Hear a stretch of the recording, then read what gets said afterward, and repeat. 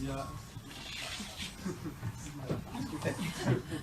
Just, I'm not sure I want to wear a hat next to this ancient person next to me. So,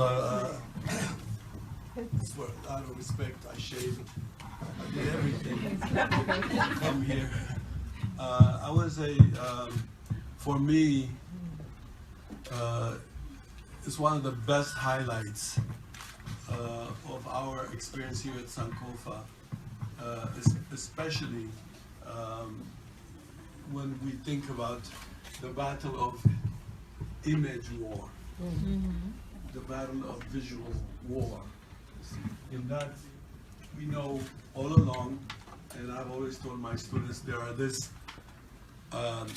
ancient photographers who didn't wait for a very expensive camera, 35 millimeter something, to make and capture the history and spirit and soul of our people. And they often are not really well embraced by us. And so this is like a special day for me as a filmmaker, and how much it means a lot to me, and we'll talk all about that. But I want to start out with two things. One,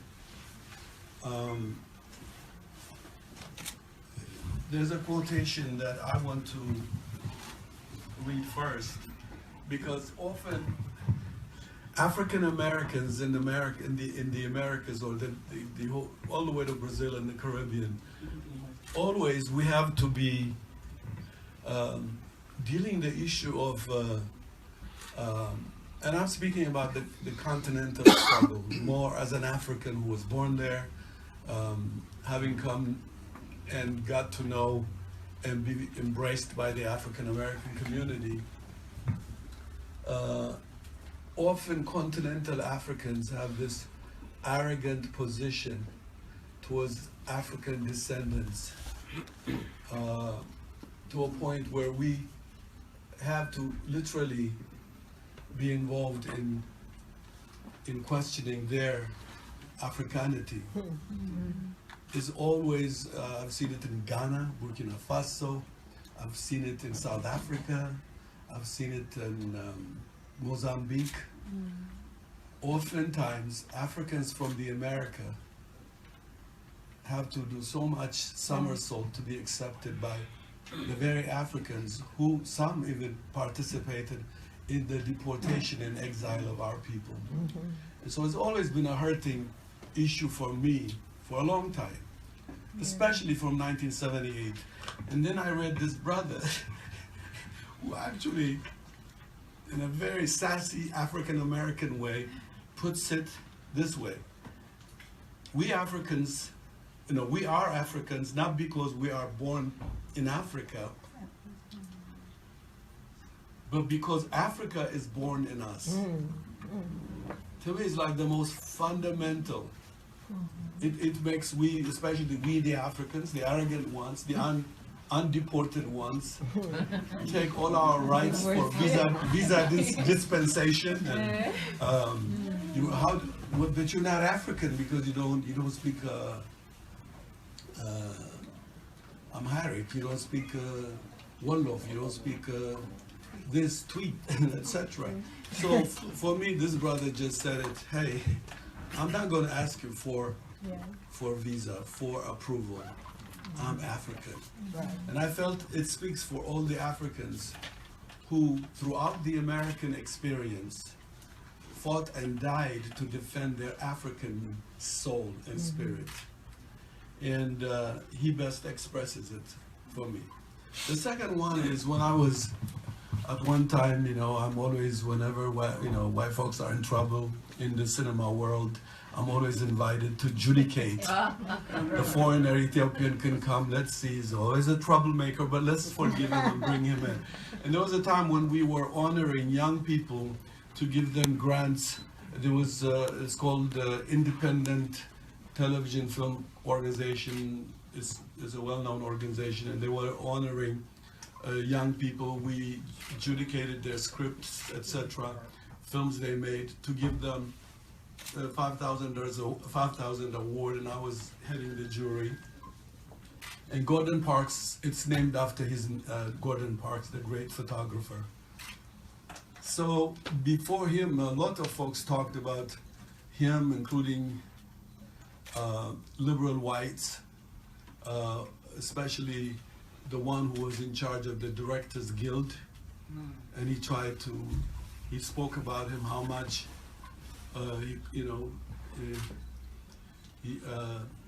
he spoke about him like he made films every time he wanted. And we knew he had more stories to tell, this man. He could only tell stories adjudicated by white liberals and only told few films. And I said, no, excuse me, when my turn came up, no.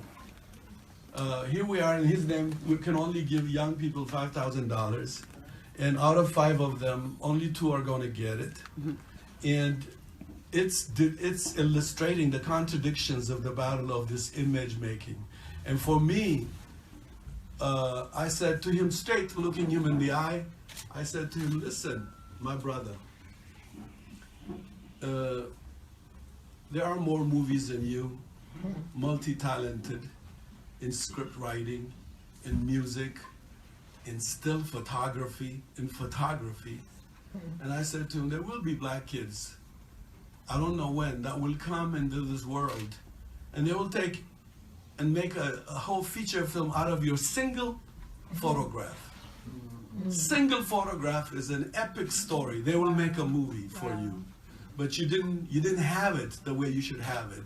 When in fact 90% mediocre white folks make movies, brilliant black people die from the 1930, 40, 50. I know individual brilliant black filmmakers who never got a chance to make movies.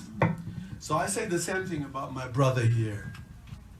He's not like me in terms of, he's a very soft-spoken man. Sometimes he's very priest, very spiritual.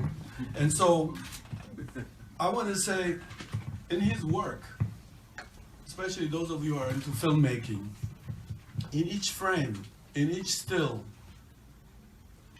volumes of stories are there, not only in the frame, but an in-depth part of the structure of each still. And anybody who's interested in cinema, you have to start in still photography of the African American contribution. And some of them are not even known. The books are now preserved. There are books here and there.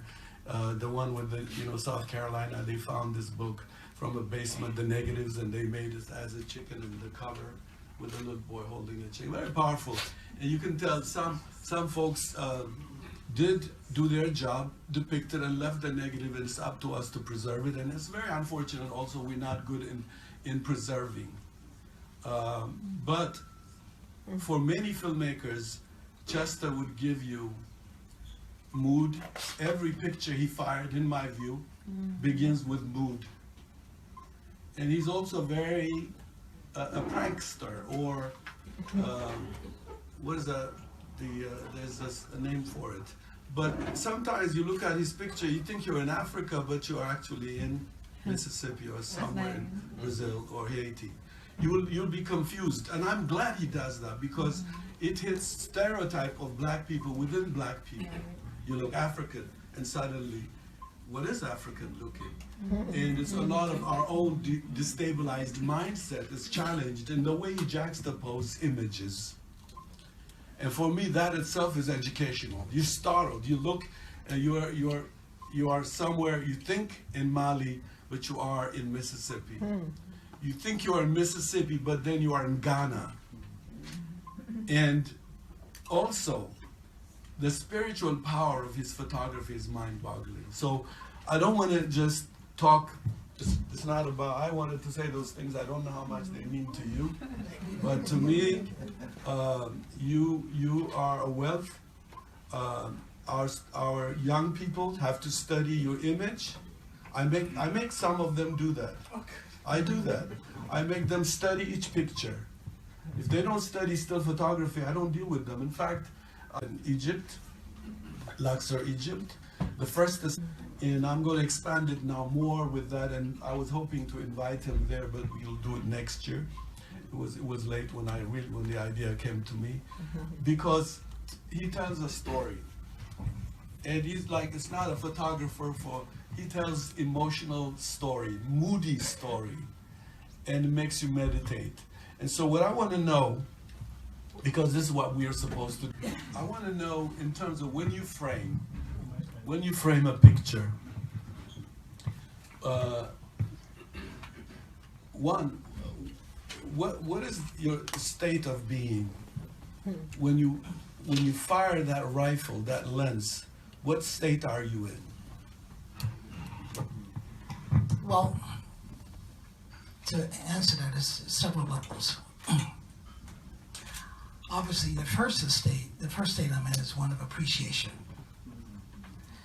and my desire to capture what's in front of me, in a two-dimensional way that contains and reveals all of its glory.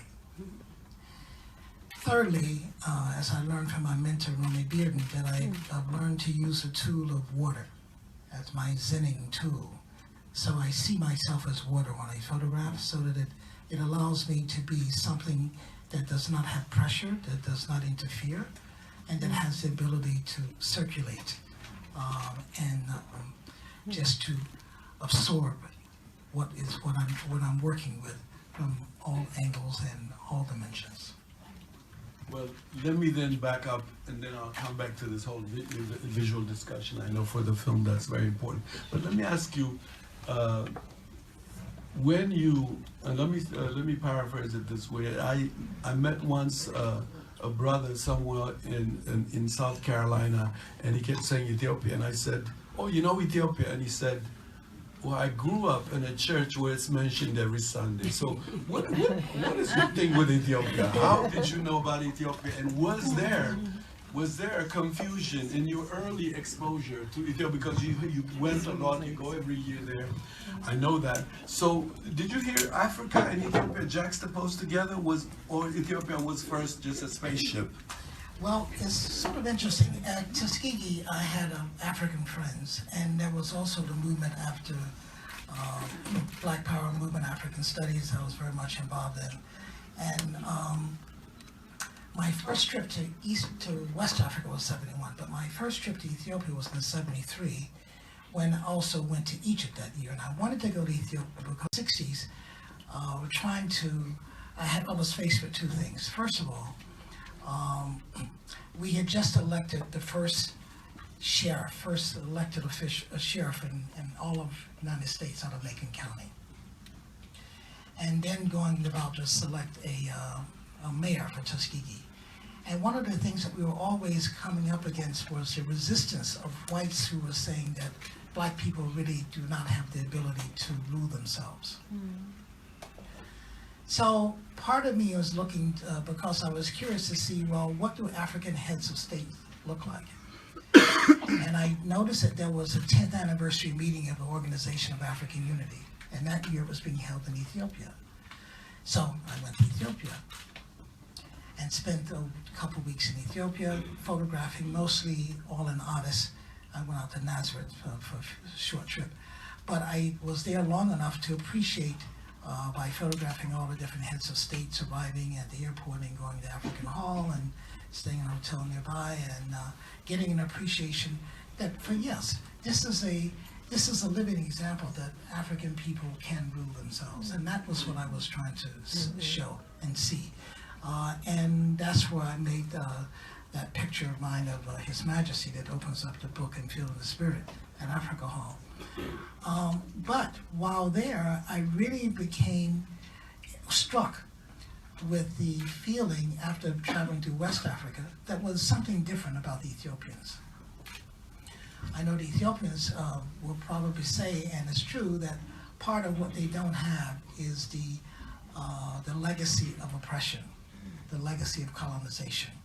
And it really makes a difference. I know continental Africans and in West Africa, their feeling about themselves comes out of the feeling of that they walk on the land of their fathers. But the Ethiopians sort of take that to another degree because you see the effect of their resistance against colonial imperialistic designs.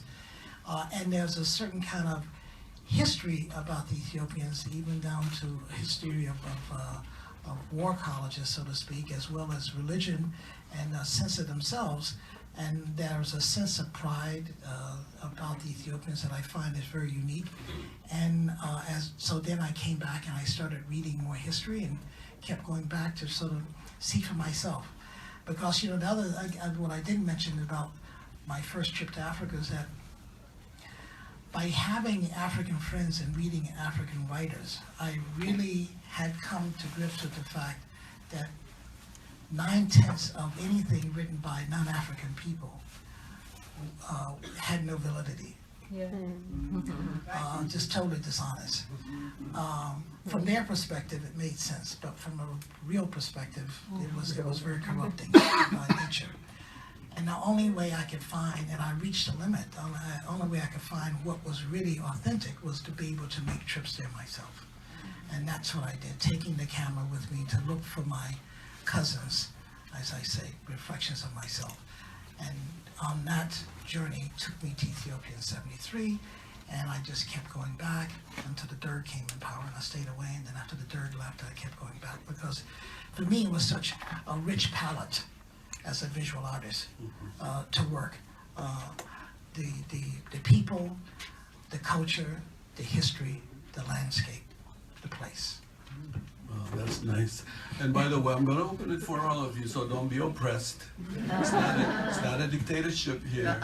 Although when you do documentary, there's that snack. And then I have dinosaurs here. Washington is known for Pan-Africanist dinosaurs. And we make sure they're here, and then we're going to give them the microphone to stroke the fire. I call this kind of discussion stroking the fire. Okay. And that's how we did the Wilmington 10 film, stroking the fire. Black folks tell more stories than what you anticipate. Right. So when you publish it, especially in this book, when you mix certain body languages and mood and lighting and composition, geographically, when you this intersectioning, and then figuring out, oh, this is Mali. Can you speak a little bit about that? Well, what I'm wanting to show here is there's I'm pretty much acting as a weaver. And I'm weaving different pieces, I guess what I'm fighting is expectations, or to be expected. So I want to, and I think that the best way sort of to keep the consciousness alive is to prick it. So if I have it, just as you think you feel comfortable looking at one thing, now you're jerked to something else. So that gives a certain kind of freshness to the consciousness, and it gives a certain kind of openness, I think, that you can sort of drive, Mack trucks through. For lack of a better metaphor. But at the same time, the imagery itself, I want it to be compassionate, I want it to be comforting, I want it to become, and overall, what I want is I want you to feel that you're holding a friend, and you're looking at different pieces of this friend. And because because you can see it's your friend, it then opens you to new pieces of information about this friend, without your being judgmental, but being open to it.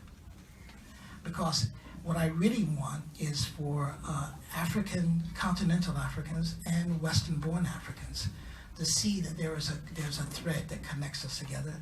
Even though Western-born or African Americans, not all Western-born Africans, but African Americans are by and large terrorized by the possibility that they could be African. But I still want to try to find a way to reach past this terror and find a way for you to emotionally connect with something that's in your life, that's in their life, that's some sort of commonality that helps you get past that terror and helps you at the same time appreciate the multi-dimensional, multiplicity of yourself, which I hope in the end means that when you walk away from this friend, your encounter with this friend has allowed you to stand taller in yourself. Thank you very much. That's nice. That's nice. Turning into a class now. Let me ask you, I don't know if this is a question, but this is in terms of, you know Sterling Brown, the poet. His poetry, I think, still is to be discovered, in my view. He's to me, the first African-American writer for me who dignified ordinary poor black people in the way he, from Old Lem to all the poetry he did, the depiction, the portraiture I see in his poetry, I see in your photography. Thank you very much. The dignity of the people. There's a sister in this book that haunts me. She opened the book and I say, Haiti, no, excuse me, it's just somewhere else. And you could speak about that, but it was just a thing I wanted to say, that I feel it's a portraiture of dignity. Well, I like to say first and foremost that all people, including our people, all have glory to them. And I like to say that what has always been missing in the capturing the image of our people, I analyze as three things: decency, dignity, and virtuous character. It's there, but for most people who look at us from the outside, they can't see it. And those of us in the inside see it, and we take it for granted, or we don't see it, and we act accordingly. So my job, I figure, is not to do what already is out there, but to give light to what should be out there, so that we can celebrate that. And we can point to that as examples that we know now, as much like lighthouses. Now we know what it looks like. Now we know what it can be. So that if my images can capture, I can't make these images up. I just have to find them wherever I find them. But when I find them, when the Spirit puts them in front of me, I just have to use all of my skill and all of my sensitivity to render that into an image, and then be able to put my other skills in trying to render that image into some sort of platform to share with people, so that they themselves can see and can enjoy it and be a part of their memory and consciousness. Well, then let me ask you, how can you capture the blues, and I'm coming to music and you, the blues, without making black people look so bluesy, which disfigures us in the end? Well, you know, blues, everybody in some time of your life will have the blues. It's a moment, it's a place, it's a feeling. And blues can take over the body and physicalize itself in many different ways, in pain or laughter or joy.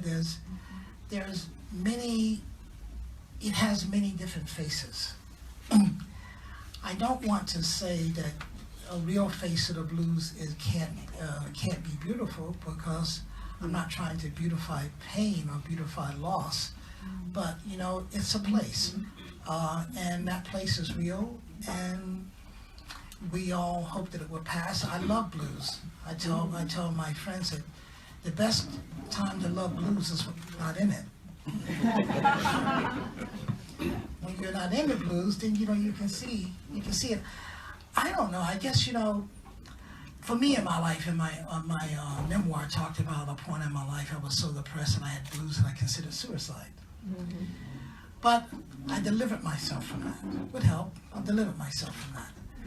And I recall afterwards how I was working with the emergency medical group in New York, running off to emergencies, and we went to one situation where we get inside this apartment, and it was a man sitting on the floor in the middle of his blood. He had slashed his arm. And the whole room seemed like death was staring at it. It was lingering.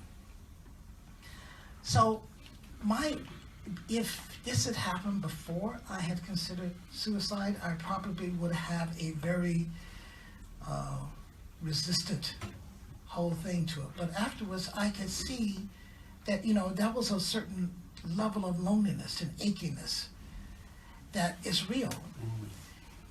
but I can see it without judgment. And I think that's the real thing about anything, blues especially, to be able to see people in pain without judgment.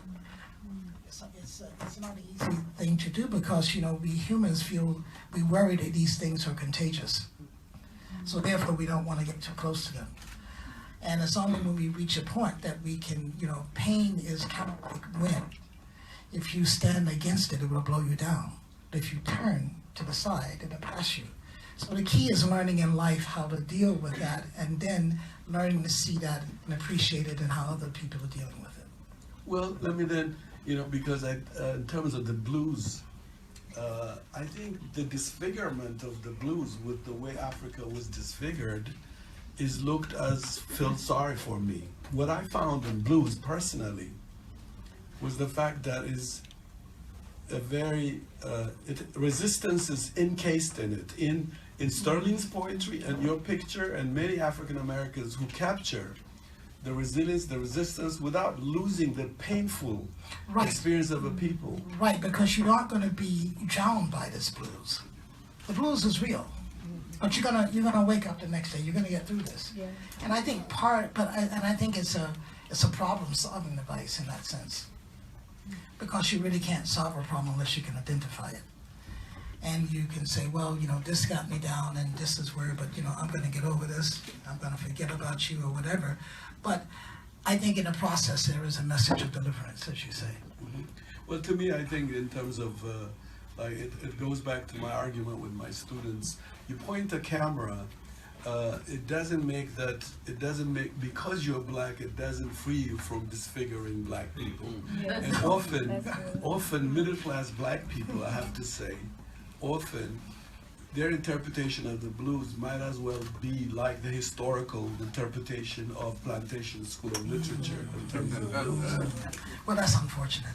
I think that, you know, first of all, you know, what you're touching on are two different things. One is I think there is this innate self-hatred that African Americans have, and classism that can compound that. Because, I mean, for a couple of reasons, you know, they're again, you know, contagious. I don't want to be like you. But I think it's unfortunate because, you know, what I've learned is the more that you love yourself, the more room you have for other people. The more insecure you feel about yourself, the less room you have for other people, and you become one of these people who become a gotcha. And I find that because of my upbringing, that humility is a very precious commodity, and that why is it necessary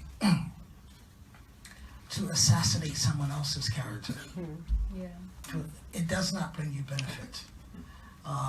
If the momentary feeling of bulliness that it brings you is not real, and there's nothing wrong with being compassionate.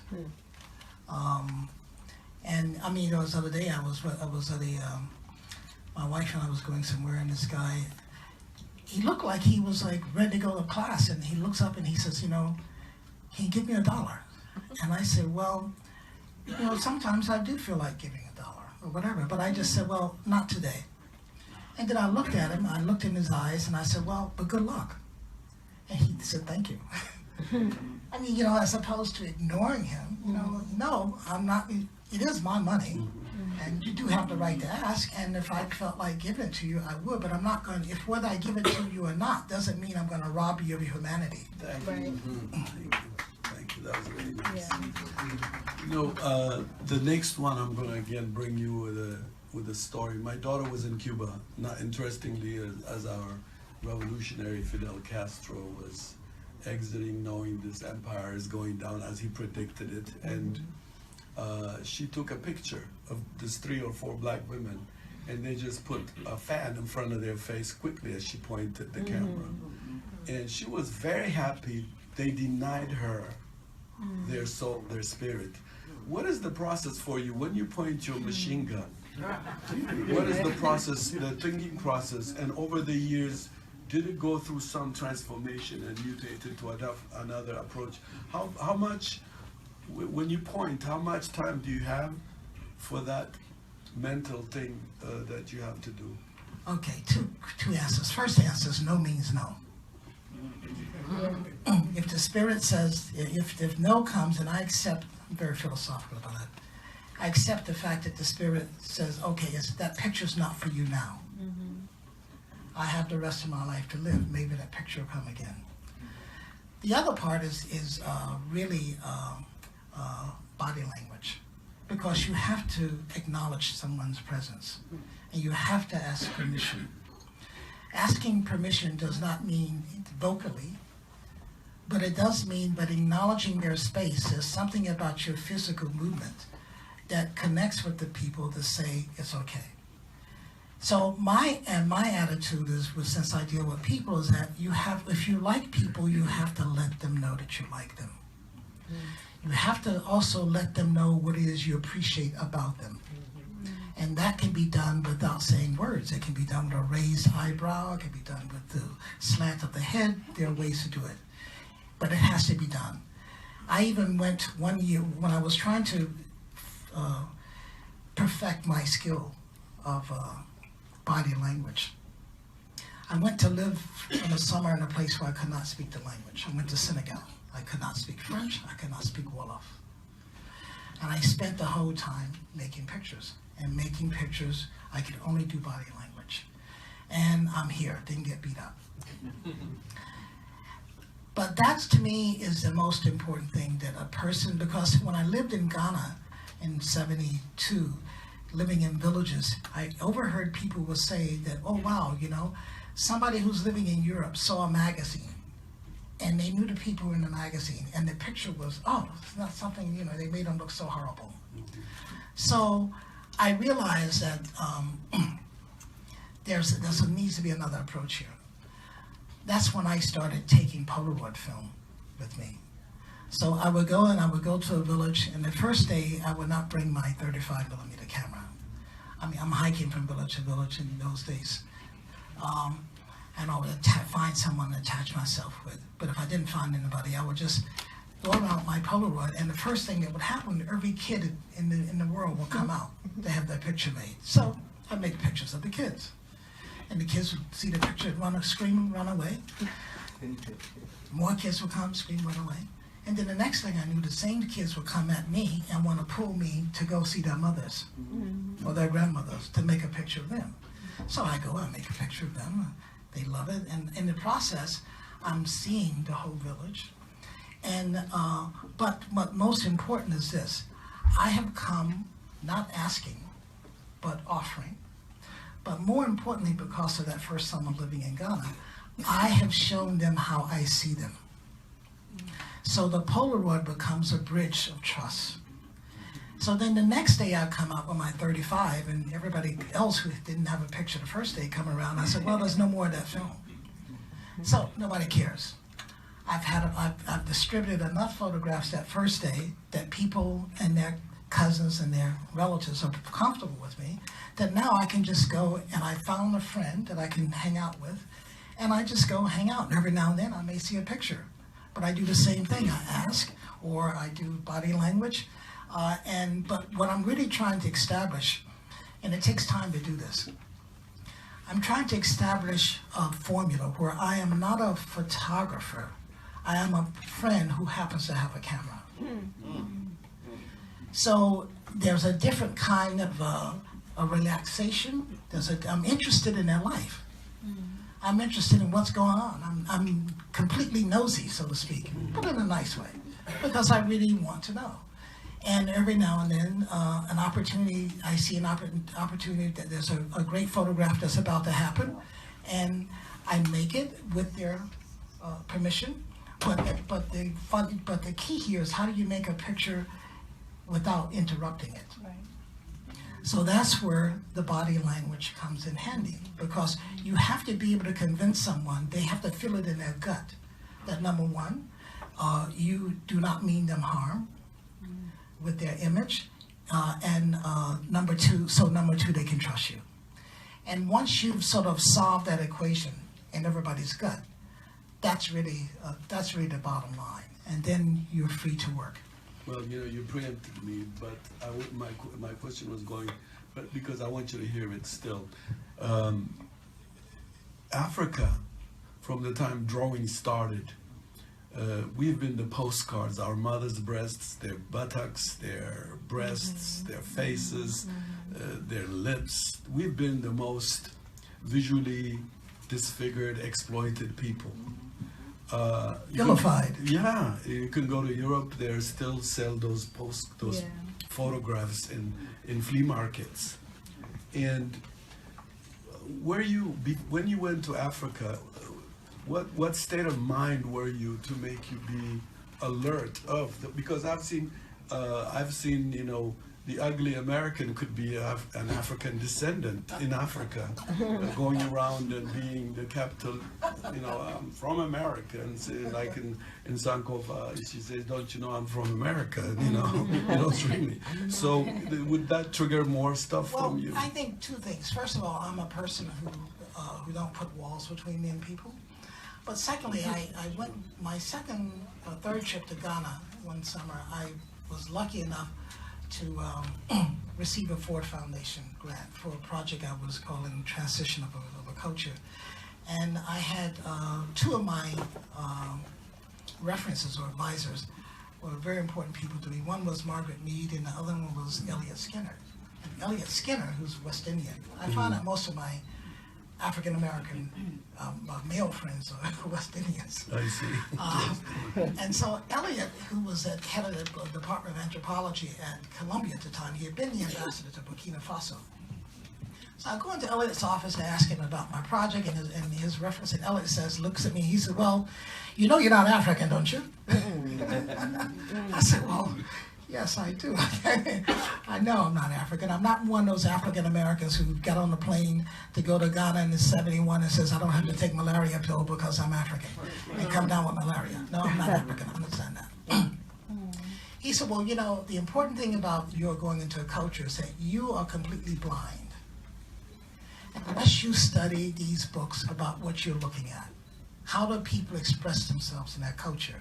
Because when you go up to somebody's house off the road, everything you need to know about that person, that family, what they believe, there's an element of something that gives it away. Mm-hmm. For the local person who understands the culture, everybody knows. For an outsider, you're completely without eyes. So I had to study those things. That's what got me into African religion. Mm-hmm. And in studying those things, because then that became to me a thing to talk about. So I see you have says, oh, so come on in. And being from the South, I'm used to that because you can't go visit someone in the South unless you sit down and drink with them and have some cake. So that was great for me. I could do that. In fact, I was the only African American who was doing that. On charter flights I would take over in the 70s, all the other African Americans were mostly educators, and I'm glad they went to Africa. I don't have a problem with that. Glad they went to Ghana. But they stayed in the university dormitories at Lake Erie. Most people, for whatever reason, African Americans, our culture, we tend to like creature comforts. But being from a town of 800 people, who remember when the toilet was put in and when we got the first television, I don't have a problem with living around and with poor people, so to speak. I don't think they're poor, but people who who live in a hut. I mean, that doesn't mean that they are not civilized or that they don't have reasonable conversation. I can live without a bathroom. So I've lived with families. I lived where you had to wake up in the morning, you use this plant to lather down in, and you take the bucket of water and you clean yourself and you eat within communal things. I'm living in the villages. I'm living with the people, but because also maybe the other people were academics, where you can go to books, but I'm doing primary research. I can't do that away from them. I can't do that 9 to 5 and come back the next morning. I have to live it.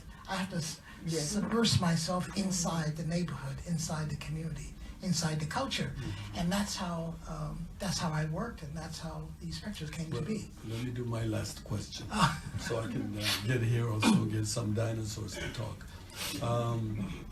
Music, but I want you to talk about what are the other African and African American, or even global world artistic expressions that inspires your photography in terms of those who practice, for example, jazz, the role of musicians in your photography, in your world of photography. Do they have any relationship to your work, and how does it manifest? And can you like point out few examples? Well, that takes me back to one of my Saturday morning sessions with my mentor, Romy Bearden, who was looking at a body of work I'd shot, and Romy looked at it and he says, well, you know, I see you can do finger exercises, but can you do a symphony? Whoa.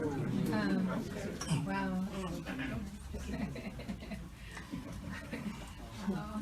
So, and Romy was very much into jazz, you know, Wow. and improvisational. I mean, even the book is improvisational, because you want cadence, you want a sound to go. I think that sound is probably, in frequency, it's a fundamental building block of the universe. I did this book called Drums of Life, and I was into sound. I love music. I listen to it all the time. Some people probably say too much, but I love it.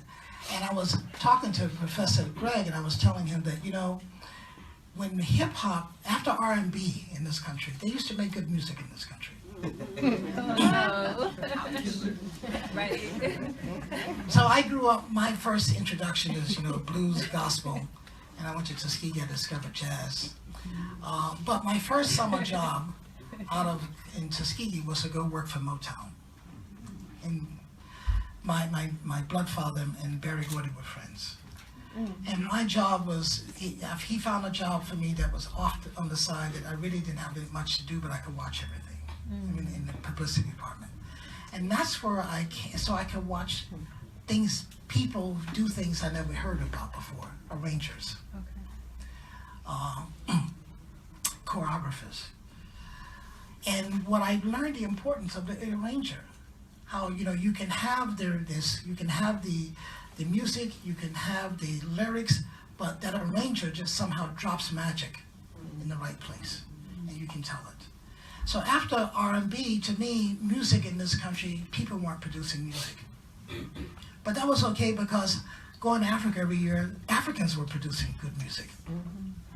So that my library of music is probably 1/3 of African American, 1/3 Brazilian and Caribbean, and 1/3 continental. So that I'm getting the effect of what is in that music is what it influences me, because I look for music, first of all, that reinforces our sense of glory, our sense of self. I was showing Dr. Greg that, I love this group, and the hip hop in Africa is totally different from hip hop here. And the most famous group in West Africa, hip hop, is a groupification of the self and the amplification of the community. Unlike here, it's all about the degradation. And that's because here, they have self-hate. And Africans and continentals don't have self-hate. That doesn't mean everybody's got problems, but I'm just talking about one particular issue here. Yeah, some might disagree with you, but you have the place. Go ahead.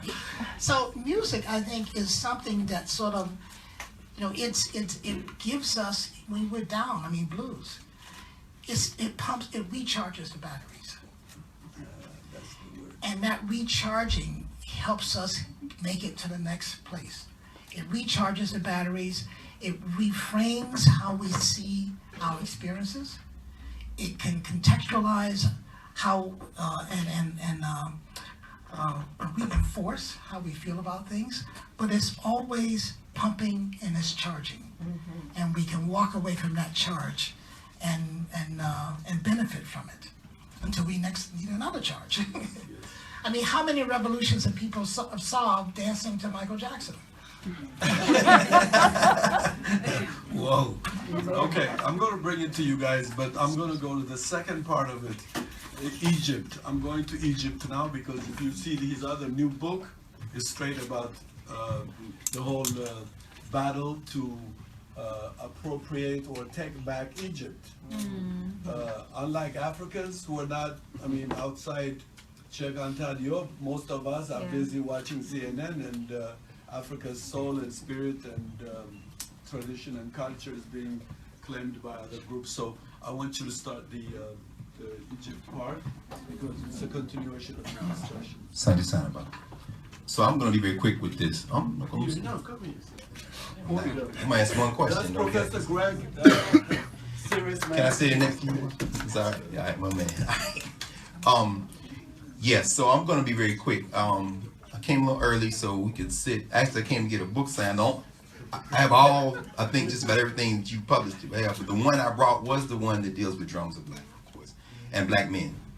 And so incidentally, listening for hours, these two talking about music and icons, and I'm sure there are a lot of folks in here, obviously, who are very big fans of your work. And so every picture has a story. And to hear you incidentally tell stories of Mary Lou Williams and Thelonious Monk and Duke Ellington, and the background of the story in your book on elders about the great John Henry Clark, that iconic profile of him with his hand at his throat that captures everything John Henry Clark I knew, or any of us. I mean, it's just remarkable. That was remarkable. So, following instructions, I'm just going to ask you one question and then get out of the way. More from the part we even dealt with. Well, I mean, because I think a lot of the conversation really you've covered in broad sense, in terms of the whole question of motive and meaning and bring culture. clarity to it, my brother. Yes, sir. But I know these folks are waiting, and there are a lot of folks here who are your contemporaries. I told our students last week when we were talking about you coming, and there's many of them here tonight, that it wasn't just to hear the conversation here, which would be enough on its own by far.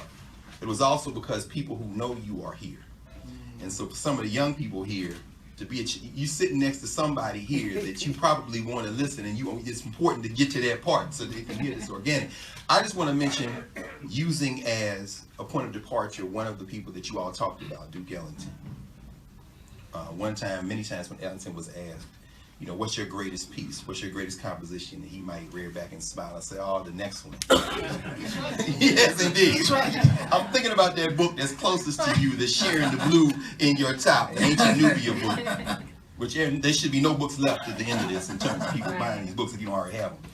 But man, I told Paul and Tony Browder, who's sitting back there, who's done a lot of excellent work in terms of advancing this thesis, that the next one y'all are working on blew my mind, brother. So if you could just for a moment sketch out the contours of this book on the Nile and the origins of much of what we think we know about spirituality, particularly Abrahamic faith traditions.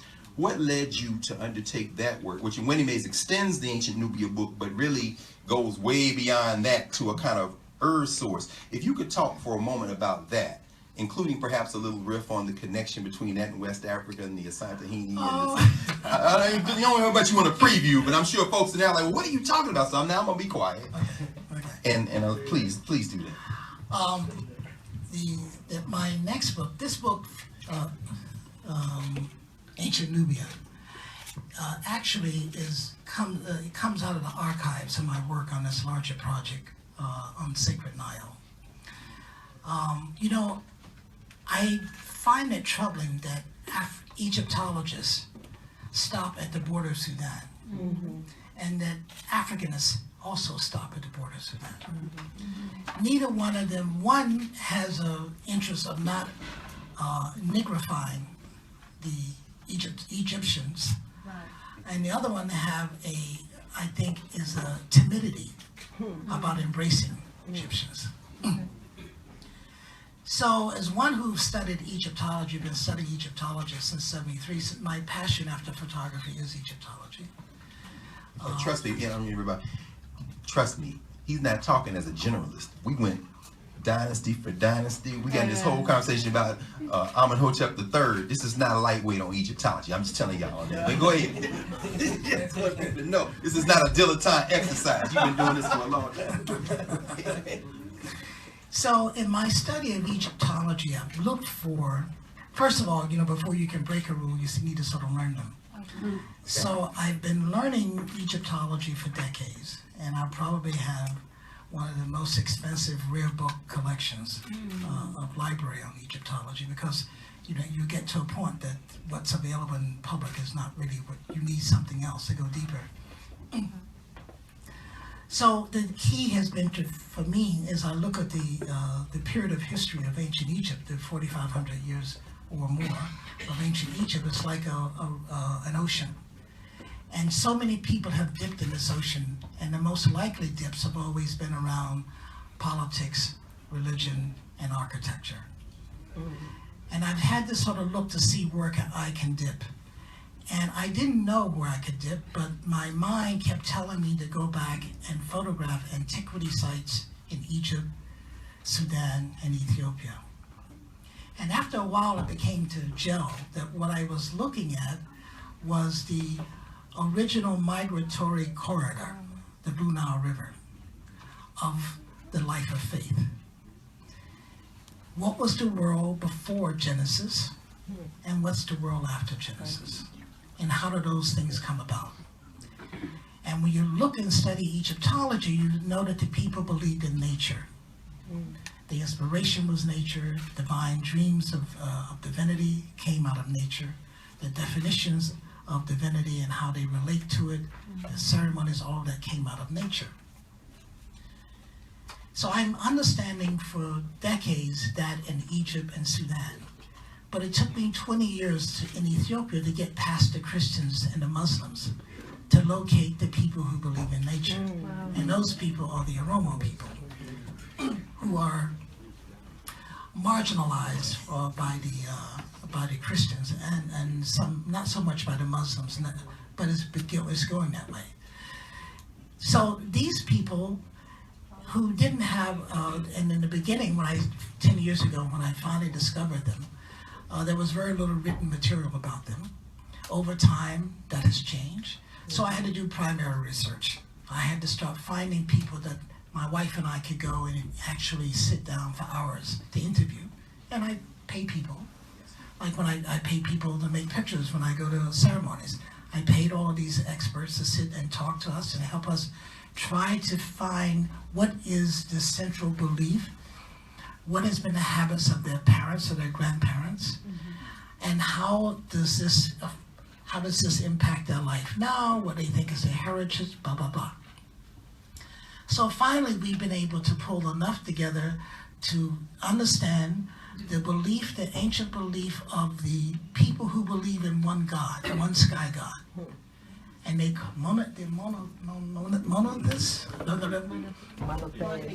monotheistic. Playing with y'all because he did a whole thing on Akhenaten too. They would have we were talking about Akhenaten and monotheism. So their God they call Waka. But before, these are the people you engaged ultimately led you to a crew of folks who are responsible for continuing these spiritual practices among the Romo, who are women. You have women and men. Women and men. See, But women priestesses as Women well. priestesses. In African religion, women are just as sacred as men. That's what I'm Because the fundamental issue here is that if you are a man, you are half your mother. If you're a woman, you are half your father. Yes. So how can any of these pieces not be sacred? You got beyond Christianity, Judaism, and Islam. Right? Right. So you found that source. Yeah, that's another story. Yes, sir. How the Abrahamic faith is, they got rid of all the women. So the early faith of a belief system in the sky came about in the. I begin my book with the high waters of the Blue Nile, 6,000 feet above sea level, and as it drops, the East African topography, it took me decades to realize, drops out of Ethiopia down like this into the Mediterranean. So it's the natural migratory route out with the people who, whatever they believe, they take with them. So they settled into Nubia, then they settled into Egypt. You cannot get into Egypt and survive unless you come down the river. If you come across the desert, it's too wide, you'll perish. So unless you come up from the Mediterranean into the Nile or come out, down, that's the only way you can settle those places. So as people moved down, they made establishments. And, they had, when there were enough people there, you can imagine when we get too many in one place, we have disagreements and people keep moving. So essentially, this is what happened along the Nile. So I'm looking at the evolution, I'm looking at the beginning, the simplest form of what's on the walls of the temples in Nubia and Egypt expressed. simply in Ethiopia. Found its origins there. Where people believe in the sky, they believe in the earth. They make their worships around trees and water because tree is life. If you have tree, there must be water, so therefore there's life. And then they have ceremonies that revolve around the cow, which was sacred Hathor. Even the cow, if you read the Bible about the birth of Jesus, cow is there in the manger. And I look at that development in Nubia and the temples that are left behind and the tombs left behind, and then I go into Egypt. Obviously, Egypt is one reason Nubia has been overshadowed because Egypt is such a sexy place with so much stuff. Right. But the religion is the same, and also in Nubia you have a push-pull effect.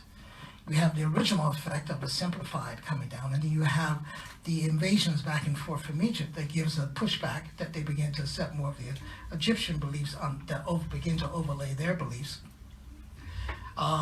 So then I ended up with the end of this migratory route is Egypt itself. So then after thousands of years in Egypt, this religion of spirituality is a revolution happens, and a theocratic revolution happens. A theological revolution happens. And then you have the break off of Abrahamic faith. Well, Abrahamic faith actually begins to appear 550 BC in Egypt. Out of that, yes, it comes out of Akhenaten belief and blah, blah, blah. And then it begins its slow ascent, migratory ascent back up the river. It comes down. It comes down. After thousands of years, it comes down to spirituality. After thousands of years, it comes back up as Abrahamic faith. So out of Egypt into Sudan, and now in Sudan, all of those Christian monasteries have been destroyed by the Arabs, and then into Ethiopia, and then Islam, which actually had a two-pronged interest into Ethiopia. You had, during the time of the Prophet, you had people who were sent over to the court of, I think it's Shoshana, who protected them while the war was going on in Mecca, but they didn't stay, and then you had other narrow groups came back, but up the Nile. So you had Nagash, who was, and a number of other personalities. So my thing is to look at that journey, to look at the journey before Genesis and after Genesis, to show that in this one particular place, by this one particular body of water, arose these divine dreams and ideas about divinity. And that these things were originated, fundamentally, I would tell you that religion is an African invention. But there's a thing called independent thought. Everybody can develop a religion. But what I'm saying is that the line between history and prehistory is writing. And the earliest writing we have of any scripture in the world, divine scripture, is in the tomb of Unas in Saqqara, the last pharaoh of the 4th dynasty. Who's been to the tomb of Unas? I'm going to tell you in a minute. You see some hands going up. There you go, some folks back there. And when you go into the tomb of Unas, you see, and there's only four or five. This is on the Saqqara Plateau, closer to Cairo. Right. Way down the Nile from Ethiopia. There's only 4 or 5 tombs that's ever been found that has inscriptions written on it, of the same size of Unas. But Unas scripture is all intact, except the part where the robbers went through to get the body. But it has 331 lines of Holy Scripture that talks about a lot of things.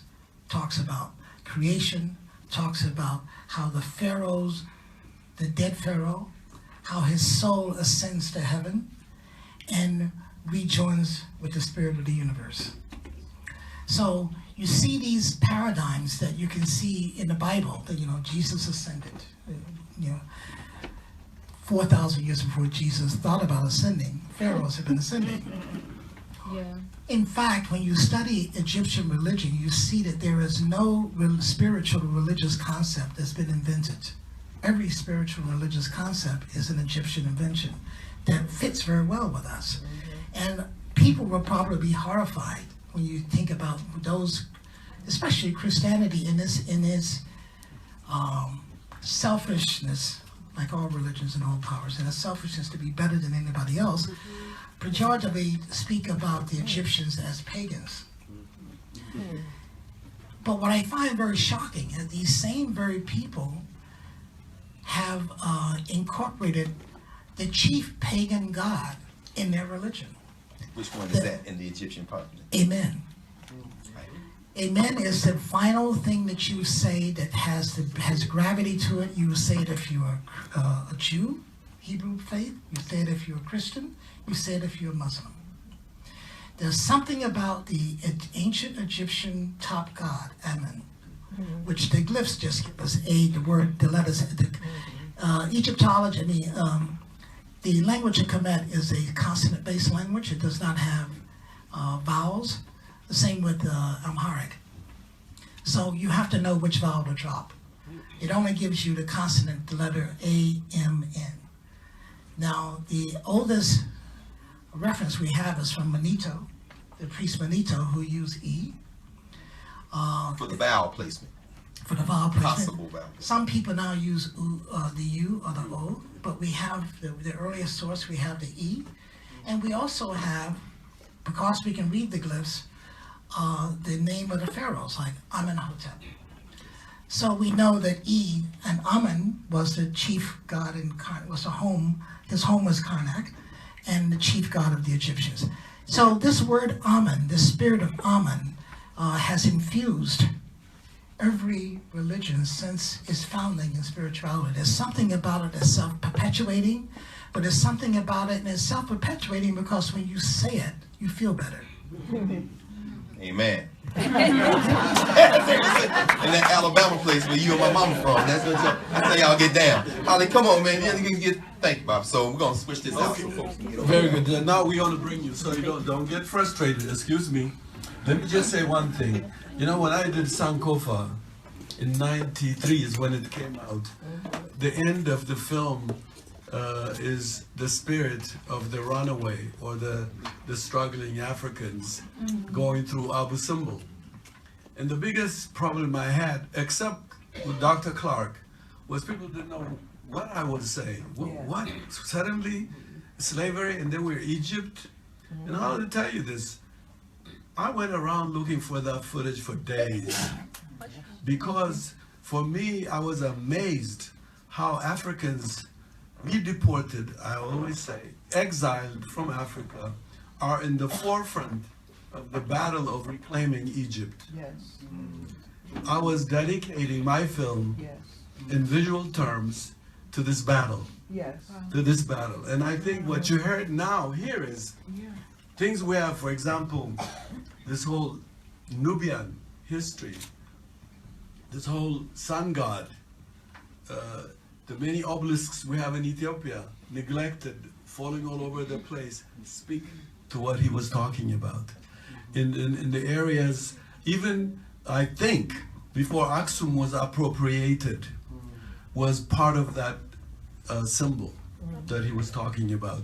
Now I want to open it to you nice people who didn't revolt,